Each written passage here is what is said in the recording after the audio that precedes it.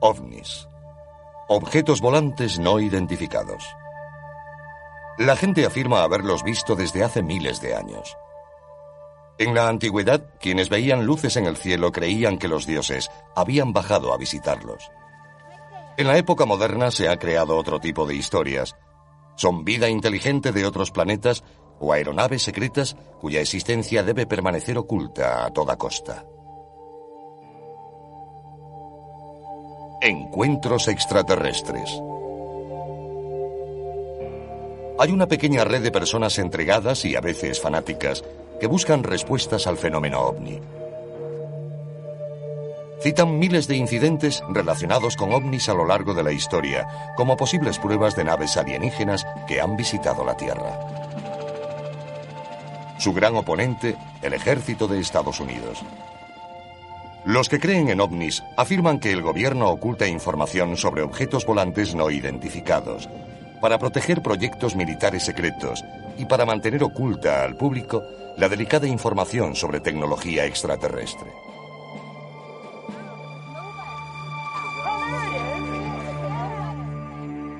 En marzo de 1997, miles de personas vieron inexplicables luces en el cielo de Phoenix, Arizona. Algunos creen que presenciaron el vuelo de una gigantesca nave extraterrestre sobre sus cabezas. Estas mujeres dicen haber encontrado una nave militar de la era espacial en una carretera a las afueras de Houston. Afirman haber sufrido misteriosos problemas de salud a consecuencia del encuentro. ¿Tienen estos observadores pruebas de encuentros con ovnis? ¿Está el gobierno de Estados Unidos involucrado en una conspiración para ocultar información sobre los ovnis? ¿O quedarán archivados para siempre como sucesos inexplicables? Durante la segunda semana de marzo de 1997, muchos residentes de Phoenix vieron extrañas luces en el cielo. Cada noche, alrededor de las 9, solía aparecer un curioso despliegue.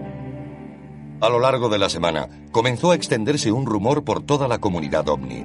Teléfonos móviles, buscas y páginas web corrieron la voz de actividad inusual en el cielo de Phoenix.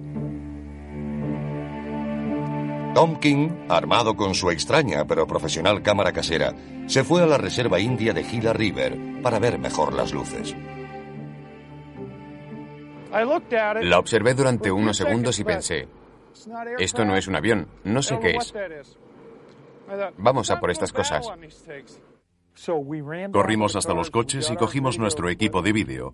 Regresamos allí arriba con el vídeo, el telescopio, los prismáticos y todo lo demás.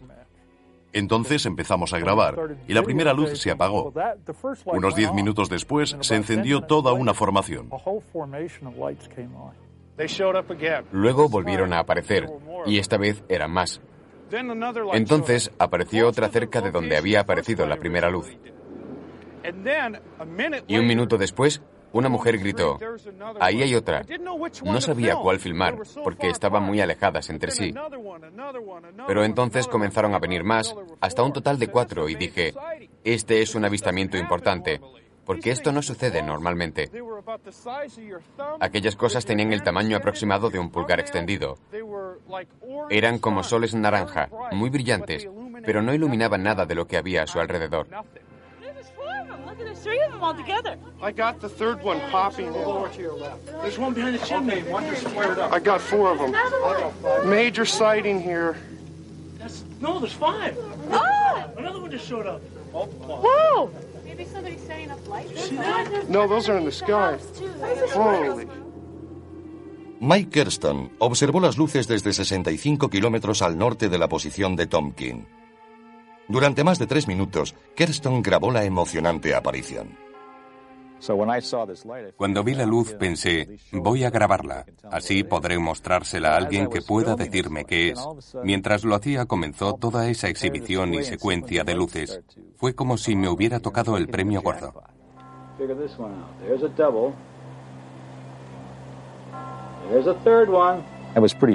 Sostenía la cámara firmemente. El único error que cometí, por supuesto, fue mover el zoom, porque así desenfocaba las luces. Llamé a mi esposa y vino hasta aquí. Estaba muy excitada. Lo que grabé sucedió a las 10 de la noche y al parecer los avistamientos tuvieron lugar desde las 8:15 hasta las 10 en punto. Hubo muchos testigos. Hey, Sue, take a look at this. Submitted for your approval. What have we got here? Oh my God! I hit pay dirt. Finally. Well, that is a totally different configuration than we've ever seen before. Nadie sabía lo que veía, incluso quienes estaban acostumbrados a observar el cielo. Un piloto comercial y su esposa, azafata, estaban justo debajo del desconcertante avistamiento. Han preferido mantener oculta su identidad. Y estas luces muy grandes formaban una V que apuntaba al sur, desplazándose muy despacio. Así que presté atención, pero no se oía nada en los alrededores, y aquella enorme V tapaba la visión de las estrellas. El hecho de que no hiciera ningún ruido me daba escalofríos. Más o menos cuando estuvo sobre nuestras cabezas fue cuando me di cuenta de que no sabía qué estaba mirando. No eran cazas ni aviones grandes, iban tan despacio que parecía que flotaban en el cielo. Me quedé allí de pie observándolos fijamente hasta que se perdieron de vista. Las llamadas informando del extraño suceso saturaron el teléfono de la policía de Phoenix. Recibimos varias llamadas. La gente no sabe a quién llamar cuando ocurre algo parecido y suele marcar el 911. Desgraciadamente, poco podemos hacer. No sabemos si son de las fuerzas aéreas, del gobierno o si se trata de un ovni, para serles sincero. Los ciudadanos llamaron a la cercana base de las fuerzas aéreas de Luke, preguntando si tenían algo que ver con la exhibición. En las semanas siguientes al 13 de marzo, las fuerzas aéreas no hicieron ningún comentario al respecto, pero la Guardia Nacional de Arizona afirmó que no hubo aviones de maniobras aquella noche y que su radar no había detectado nada extraño en el cielo. A pesar de la negativa, la policía de Phoenix insistía en que el ejército debía haber estado tramando algo. Tenemos Nuevo México al este y California al oeste.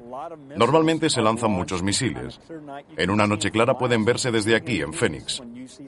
Cuando se ve algo inexplicable, es probable que las fuerzas aéreas o alguien esté haciendo un lanzamiento. Pero muchos no creían esta explicación. La concejala de Phoenix, Frances Barwood, decidió sacar el tema en una reunión municipal. Apparently, the Air Force and nobody is doing any investigation on it, and I'd just like to know if anybody has any information from the city and if the city is checking into it. Apparently, from what I saw on television, it was about the size of a football field, and there was 7 lights, and they all moved together like they were attached to something. So we don't know if it was a prank or, something that was just huge out there. But, kind of curious, especially since people are starting to ask more questions. Thanks. Thank you. Se produjo un silencio y luego siguieron hablando. Fue algo bastante extraño. Tras la reunión, uno de los tenientes de alcalde se me acercó y me dijo que no querían discutir ese tema y que no debería haber hecho la pregunta, que había abierto la caja de Pandora. Después de la reunión, Barwood fue ridiculizada por la prensa y por algunos colegas del ayuntamiento. Para la concejala Barwood y muchos ciudadanos desconcertados, quedó claro que la ciudad no tenía intención de tomarla en serio o de abrir una investigación. ¿Qué vieron miles de testigos en el cielo la noche del 13 de marzo? ¿Era un gigantesco platillo volante de otro mundo o algo más? La comunidad ovni cree que alguien del ejército tiene que saber la verdad.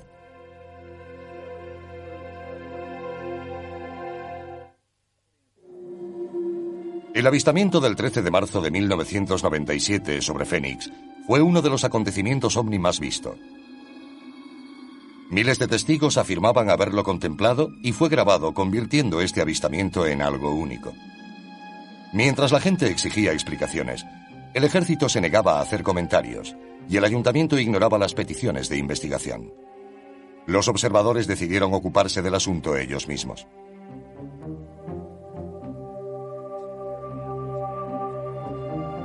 Ted Lohman fue uno de los más prominentes investigadores de ovnis que participó en el asunto. Lohman es un metalúrgico que a finales de los años 80 se quedó casi ciego por un accidente laboral.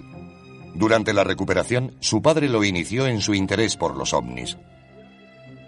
Lohmann se metió de lleno en la llamada ufología.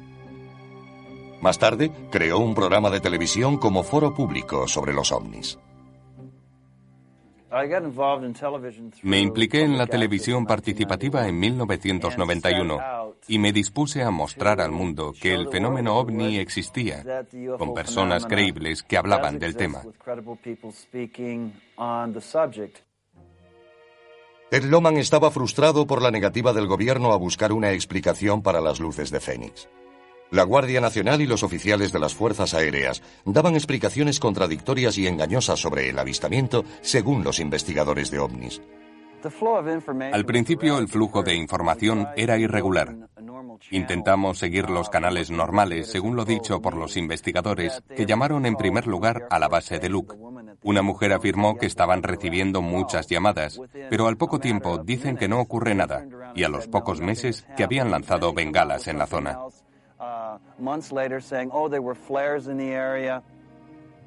La Guardia Nacional de Arizona había dicho en principio que no tenía aviones en el cielo el 13 de marzo. En mayo, después de que el periódico USA Today publicara un artículo sobre el incidente, cambió su historia diciendo que la Guardia Nacional de Maryland había lanzado bengalas sobre el campo de tiro de Gila River en unos ejercicios.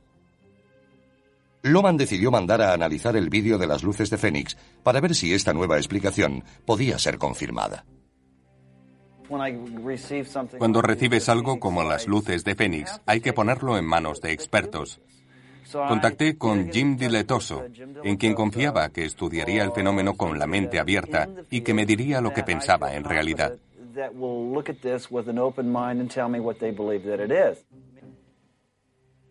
Jim Diletoso es un entusiasta de los ovnis y presidente de una compañía que produce grafismo electrónico para el ocio y la industria aeroespacial. A menudo colabora con investigadores analizando películas y vídeos de supuestos avistamientos. Hemos estado analizando imágenes para otros investigadores durante más de 20 años. Somos como un laboratorio policial. Damos información a otros investigadores. Lo hacemos para gente de Rusia, Brasil, Florida y Canadá. Cuando ocurrió el fenómeno de Fénix, en marzo de 1997, abrimos el laboratorio para analizarlo. No para demostrar que se trataba de una nave extraterrestre. Yo evalúo datos. Diletoso apoya la creencia de Lohmann sobre que el avistamiento de Fénix no puede ser descartado con la explicación de las bengalas. Cuando las comparamos con luces de aviones, de coches o bengalas, para ver si coincidían, no lo hicieron. Geográficamente, cuando triangulamos los 5 vídeos grabados, lo situamos en una posición que no está ni remotamente cercana a donde la Guardia Nacional supuestamente lanzó las bengalas.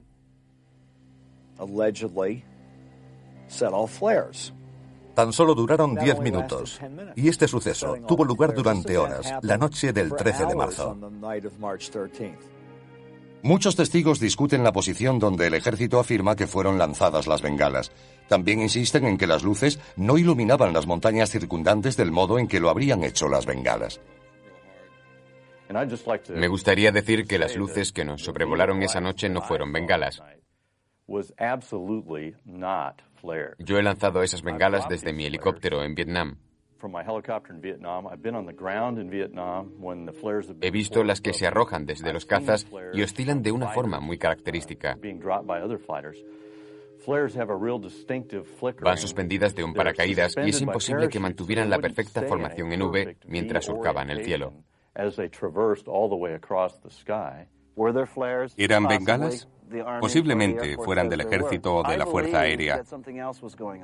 Pero creo que se trataba de algo más. Lo que sucedió fue un espectáculo para la gente en la zona de Fénix. Duró demasiado tiempo para ser unas simples bengalas.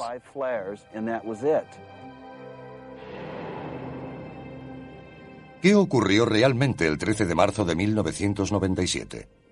¿Vieron los miles de residentes de Fénix pasar sobre ellos una nave extraterrestre entre las 8:30 y 10 de la noche? Los escépticos cuestionan las técnicas de investigación de los llamados ufólogos.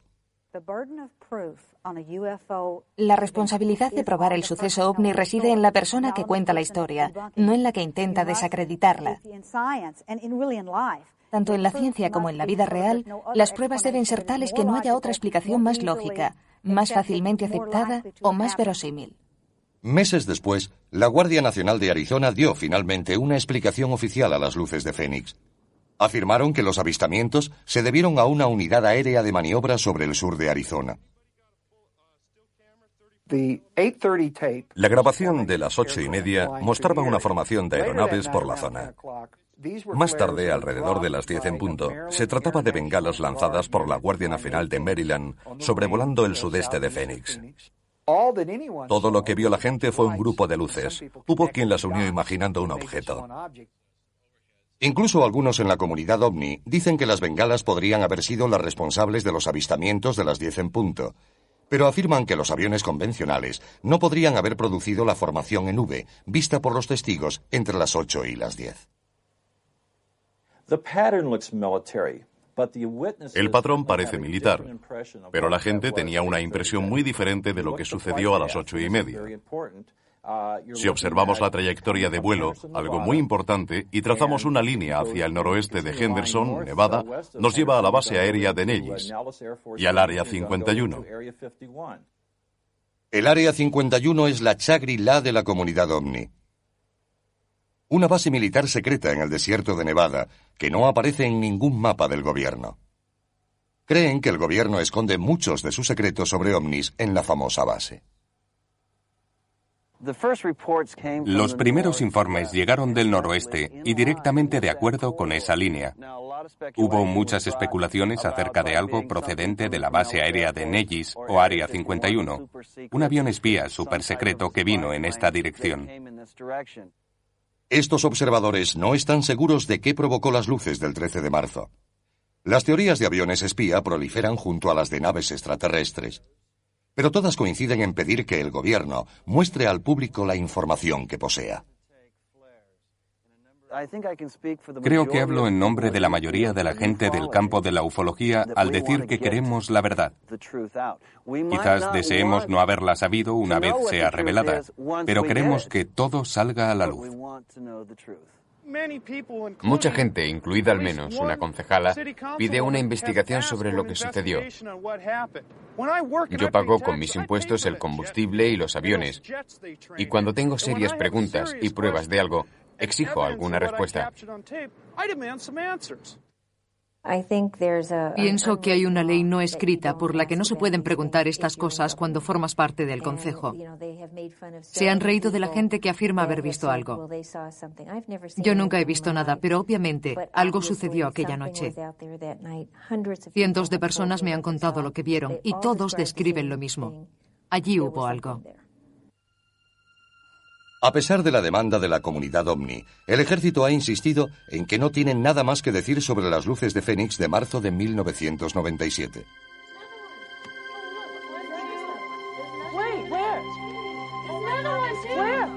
Major sighting here. 3 tejanos tienen un terrorífico encuentro con un ovni que dicen les dejó problemas médicos de por vida. Algunas personas se unen a la comunidad ovni como resultado de lo que llaman un encuentro extraterrestre. Creen que han visto a alienígenas, una nave extraterrestre o simplemente algo que no pueden explicar. 2 mujeres afirman que sus vidas fueron desastrosamente alteradas por un encuentro con un objeto no identificado, y la comunidad ovni fue el único sitio al que pudieron acudir pidiendo ayuda.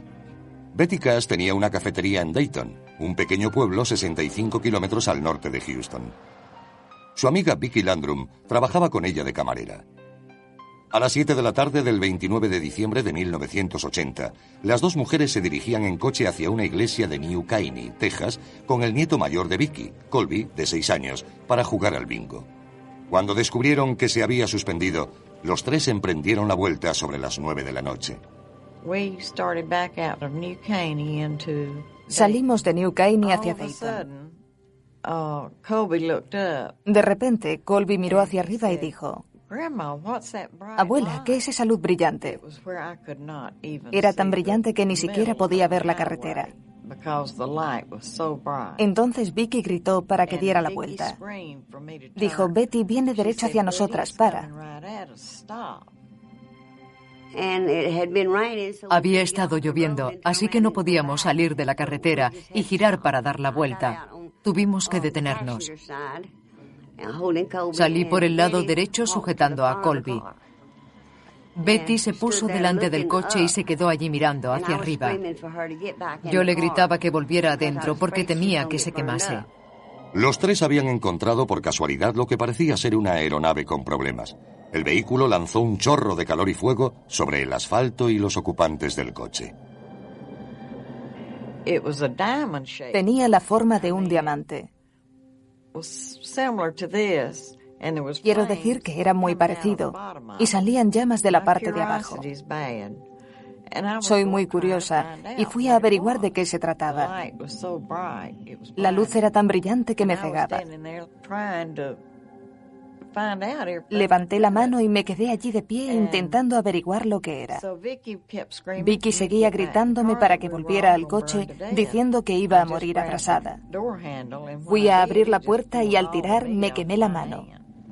Las llamas de la nave habían calentado el exterior del vehículo. Una vez dentro, Betty encendió el aire acondicionado para tratar de enfriar el vehículo, ya que el calor era insoportable. Aterradas, vieron a la nave luchar por remontar el vuelo durante unos 10 minutos. Cuando finalmente se elevó, Betty Cash arrancó el coche, marchándose del lugar. Siguió subiendo y bajando hasta que muy lentamente comenzó a subir y se dirigió hacia Houston.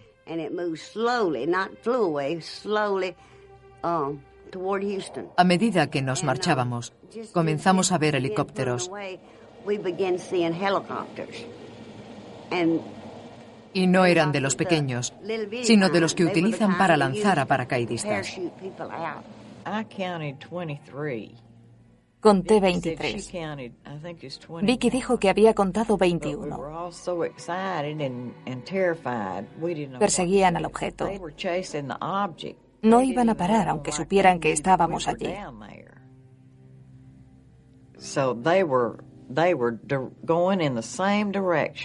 Iban en la misma dirección del objeto y no perderían tiempo en bajar.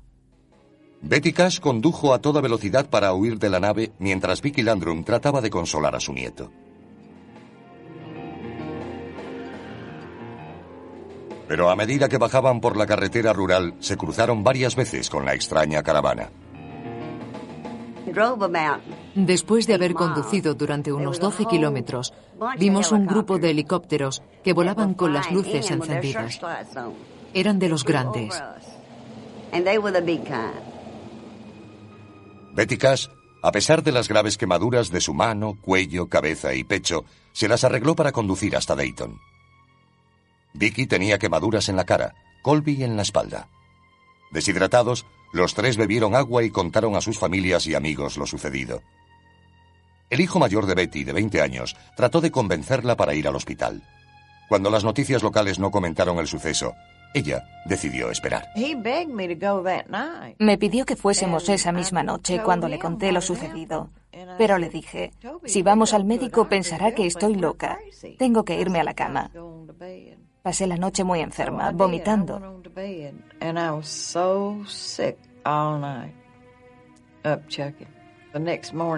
A la mañana siguiente, cuando desperté, había grandes mechones de pelo en mi almohada.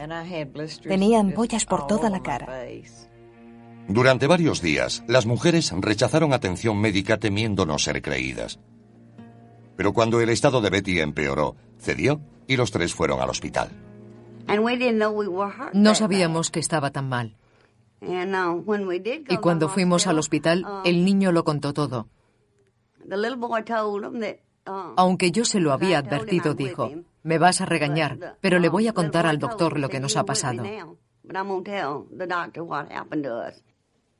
Los doctores estaban desconcertados ante la causa de las extrañas quemaduras de Colby, Vicky Landrum y la más grave de los tres, Betty Cash.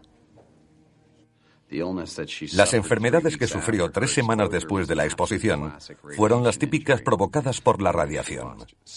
Perdió la piel y el pelo de la zona expuesta. Tenía diarrea, vómitos, todos los síntomas clásicos.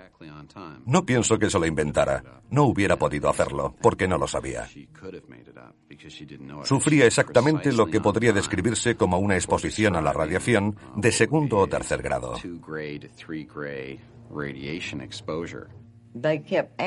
Me preguntaban continuamente cómo me había quemado.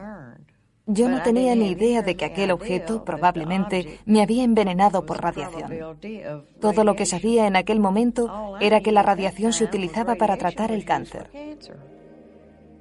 Betty permaneció hospitalizada durante más de un mes por sus lesiones. Tras recibir el alta, no pudo seguir trabajando y se vio forzada a cerrar su restaurante. Desde el principio solo ha sufrido pérdidas. Estaba en la ruina por la enfermedad que tuvo después de estar expuesta a la radiación. Le he estado dando su medicación durante años, intentando ayudarla a superar todo esto. Más tarde apareció un cáncer de mama y hubo que practicarle la mastectomía. Además, no tenía seguro, ni las dolencias las hubiera cubierto ninguna prima a principios de los años 80. Las lesiones de Vicky Landrum y Colby, que no fueron tan severas, les dejaron problemas en la piel y la vista para toda la vida.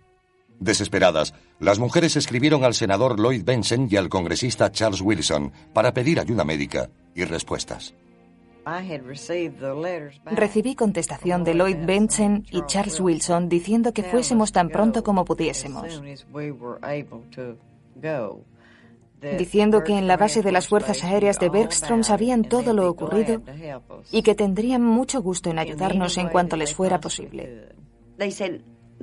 Nos dijeron que podríamos conseguir ayuda médica allí, así que fuimos.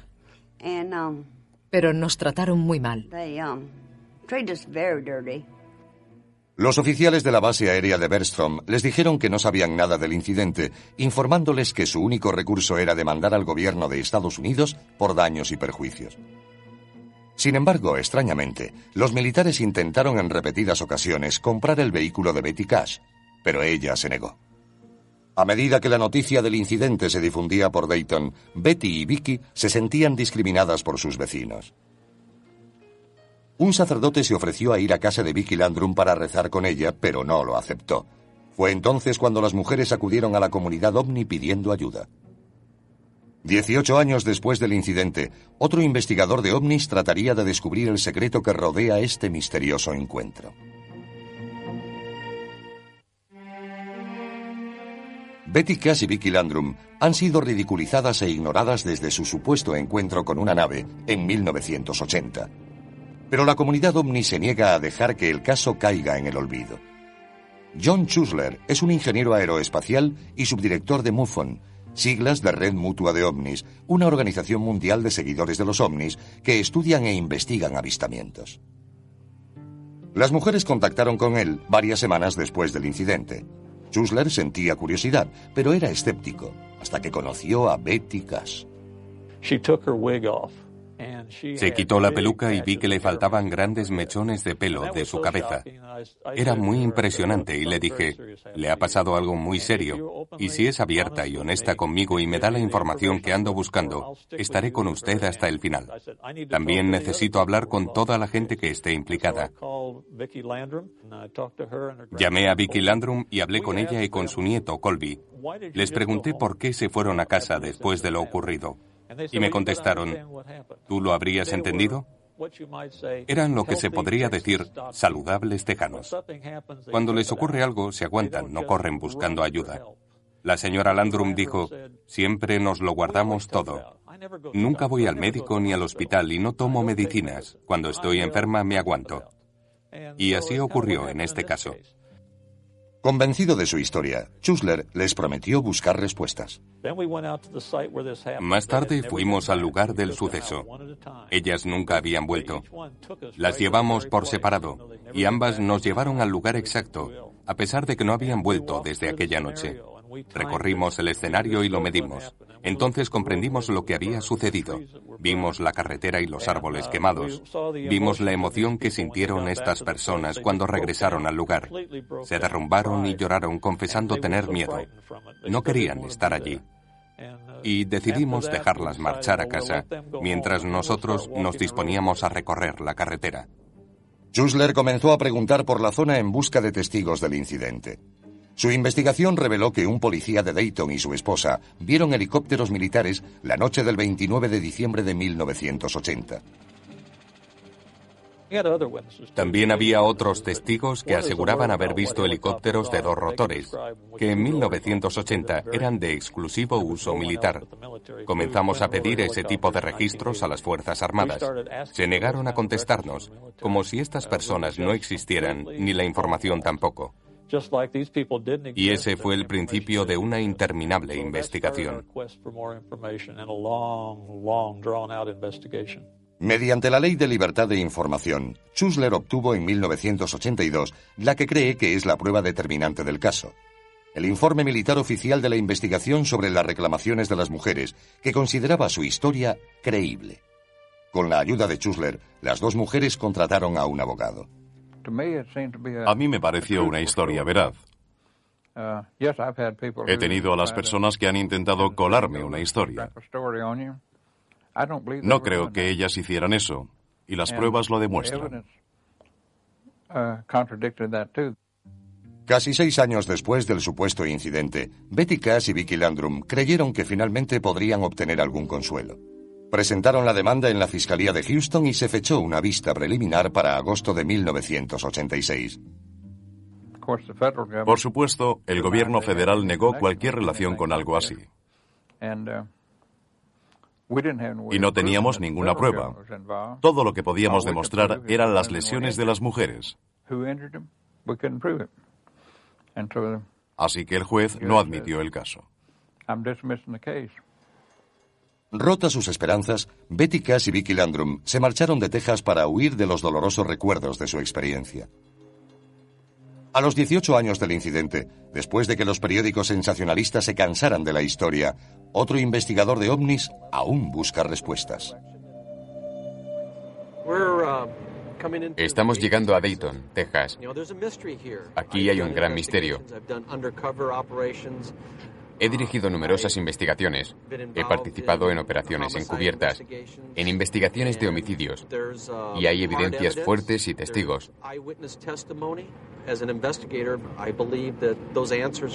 Como investigador, espero descubrir información que pueda desvelar este misterio y añadir otra pieza al puzzle de lo que sucedió el 29 de diciembre de 1980.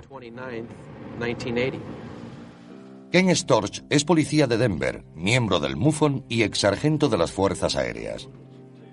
Durante su servicio militar, Storch afirma haber sido forzado a firmar un documento que le prohibía hablar sobre incidentes de ovnis.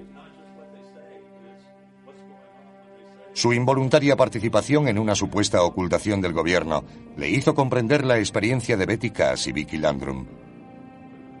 Betty Cash, Vicky Landrum y Colby pasaron esa curva y se encontraron de frente con algo desconocido. Se trataba de un objeto brillante con forma de diamante que emitía una fuente de potencia de alta intensidad, según ellas, una llama.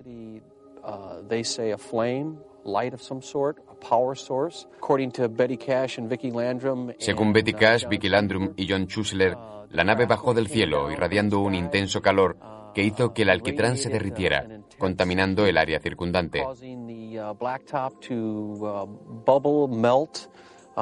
Este es un caso clásico de encuentro.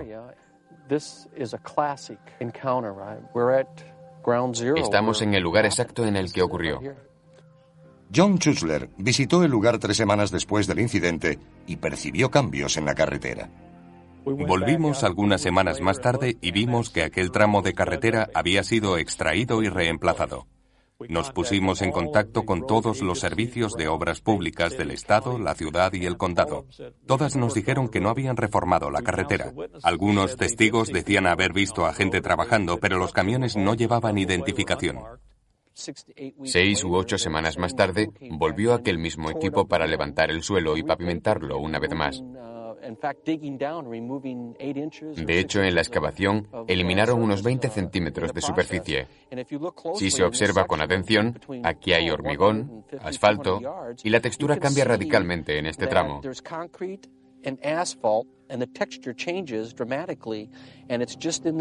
No es como el resto de la carretera. Storch percibe que los cambios hechos al asfalto van en paralelo con pequeños árboles que flanquean la carretera. El crecimiento de estos árboles indica que son muy jóvenes, y algo más lejos, los árboles tienen unos 40 o 50 años, quizá más. La falta de árboles en esta zona indica que han sido retirados. ¿Por qué? Los investigadores creen que el ejército reparó la carretera para ocultar las pruebas del inexplicado encuentro de Betty Cash y Vicky Landrum. Creo que aún hay pruebas por descubrir. Y verdaderamente espero que manteniendo este tema en el candelero, manteniendo la presión, seamos capaces de conseguir esas respuestas y encontrar al testigo que diga: yo piloté ese helicóptero, estaba allí y me siento mal por lo que le sucedió a esas dos señoras. Creo que es muy importante para los grupos civiles que estudian el fenómeno ovni continuar trabajando en esto, a menos que haya una razón para no hacerlo, como una declaración por parte del gobierno. Y cuando la gente tiene encuentros con ovnis, necesita ayuda. En la NASA y la base aérea de Benston se niegan a hacer comentarios. Betty y Vicky creen que el gobierno estadounidense les ha mentido acerca de su implicación desde el principio. Han arruinado mi salud. Han arruinado mi vida. ¿Qué más les queda por hacer? ¿Matarme? Probablemente les encantaría hacerlo. Pero soy tan terca y cabezota que voy a demostrarles que pienso seguir luchando mientras viva. ¿Son Betty Cash y Vicky Landrum víctimas de un programa militar secreto fallido? Hay una conspiración para ocultar las pruebas de aquella desafortunada noche de diciembre de 1980.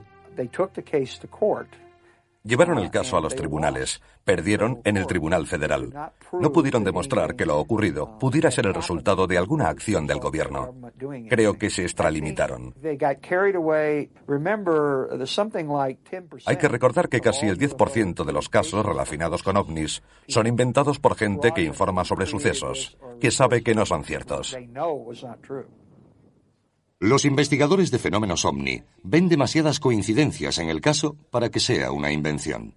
Hay que admitir que cualquier tipo de radiación puede ser imitada por algunos aparatos, pero tenemos la combinación de efectos, múltiples testigos, información de testigos que respaldan la de otros, más el testimonio de los médicos sobre un caso que tuvo lugar exactamente al mismo tiempo. Este caso lo reúne todo. Creo que Betty Cash y Vicky Landrum encontraron algo.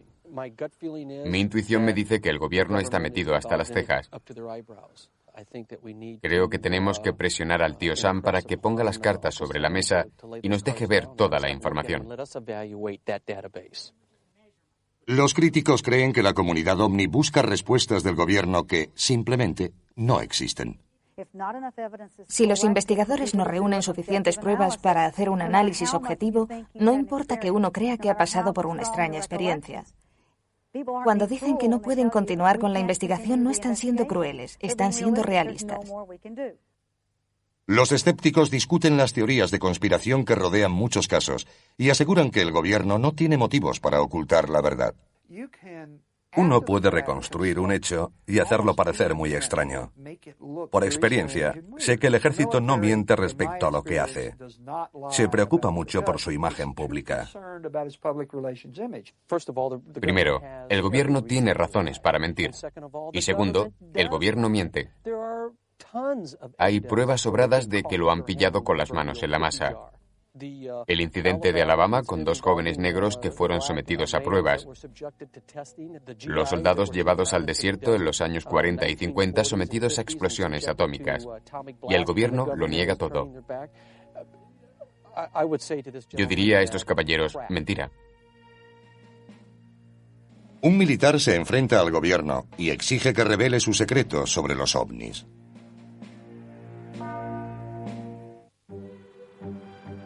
Por todo Estados Unidos y el mundo, los entusiastas de los ovnis se reúnen para intercambiar historias, compartir información y lamentarse por la negativa del gobierno a comentar este misterioso fenómeno.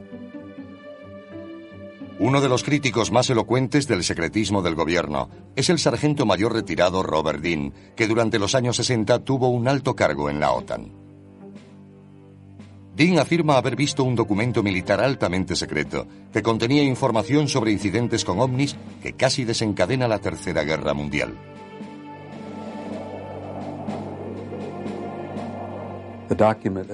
El documento trataba de estudios de la OTAN sobre la existencia de inteligencia extraterrestre, de ovnis. Había grandes objetos circulares metálicos que sobrevolaban toda Europa en formación y desaparecían del radar de la OTAN sobre el mar de Noruega. Este asunto casi provocó que entráramos en guerra con los soviéticos al menos media docena de veces por error. En cuanto me di cuenta de que se trataba de un hecho y no de un mito o una leyenda, me impactó tanto que aún no he podido superarlo. Dean y su esposa Cecilia han creado una organización para informar y presionar al Congreso. Stargate International es una organización dedicada a un objetivo principal: sacar a la luz la verdad de los ovnis y la inteligencia extraterrestre que ha sido encubierta y negada durante muchos años, no solo por nuestro gobierno, sino prácticamente por todos los de este planeta. Ha llegado el momento de que el gobierno norteamericano le diga la verdad a la gente.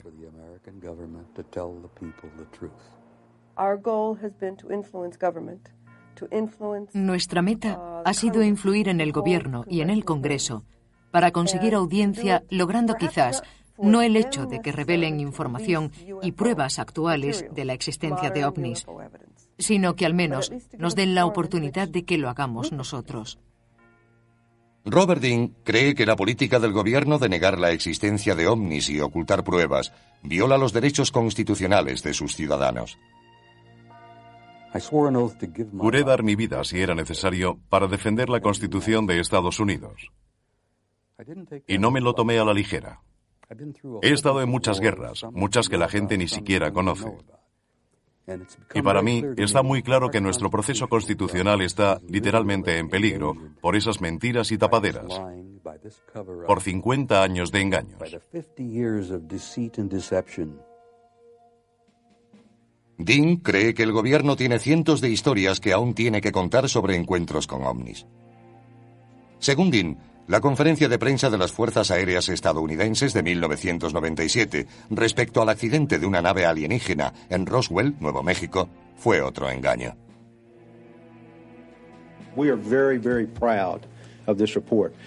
We think in our office that this answers lots of questions, and it answers them logically and with integrity. Me refiero a lo absurdo de las recientes declaraciones de las Fuerzas Aéreas sobre Roswell. Primero se trataba de un globo, luego no lo era, y más tarde sí, pero de un tipo diferente. Ahora dicen que lanzaron muñecos para simular accidentes por la zona. No importa que aquello sucediera hace 10 años. Les digo a ustedes y a los espectadores que la gente no va a tolerar esto por más tiempo.